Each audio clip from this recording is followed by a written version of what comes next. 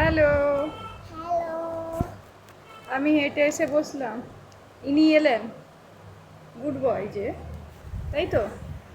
হ্যাঁ। Good boy এলেন, দিয়ে বলছেন যে তুমি কি করছো বন্ধু, তুমি কি করছো?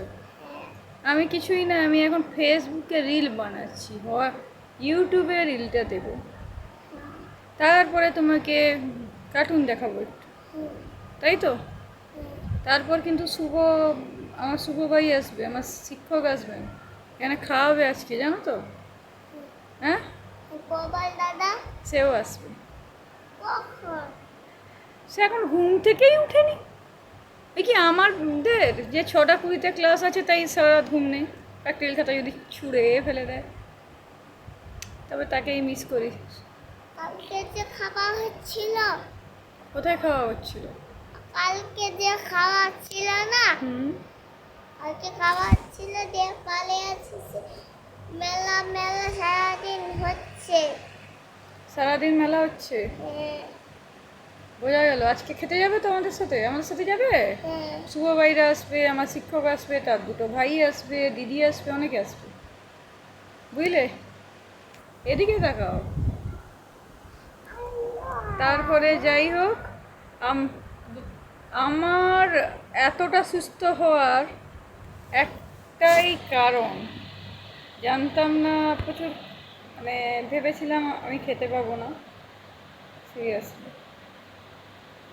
এটা হবার নয় সনাতনী হিন্দু ধর্মে অথবা ভারতীয় সংবিধানে, জাস্ট সেটাই হতো আমার সাথে।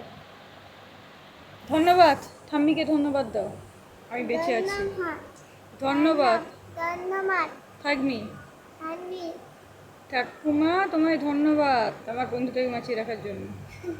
বলো, বলো, বলবে না? বলো, ধন্যবাদ তোমায়, বলো। তোমায়, আমার আমার এই বন্ধুটাকে বাঁচিয়ে রাখার জন্য। যতটা আমাকে অসুখের আতঙ্ক ভুগিয়েছে, তার থেকে বেশি আমি নৃশংসভাবে মরবো এই আতঙ্কে ভুগিয়েছিল আমার জীবনটা। ধন্যবাদ। হাসি, বর্তমানে কাছে হাসি আছে, আরও আছে, আর আমার কলেজের বন্ধুদের তো তুলনাই নেই, জাস্ট আনবিলিভেবল। ঠিক আছে, মিরু, গোলু, বনু, সুমনদা, ব্রো, সবাই মিলে একত্রে একটা প্যাক। আর যার পিটুনি খাওয়ার জন্য আমরা ভয় খেতাম, তারও অবদান অতুলনীয়, ভাবনা চিন্তার বাইরে সব কিছু। যে এক্স্যাক্টলি কোনটা ফ্যামিলি আমার, এক্স্যাক্টলি সেটাই আমার। এখন তাদের মিস করি, চোখ থেকে জল বেরোয় তাদের জন্যই বেরোয়। এই মানুষটা, যে মানুষটা হয়তো কিভাবে মরতো বলা মুশকিল ছিল, হিন্দু ধর্মে যে পুরানো হয় না, পুরানোর জন্য ডেড বডি পাওয়া যেত না। ঠিক আছে, চলো।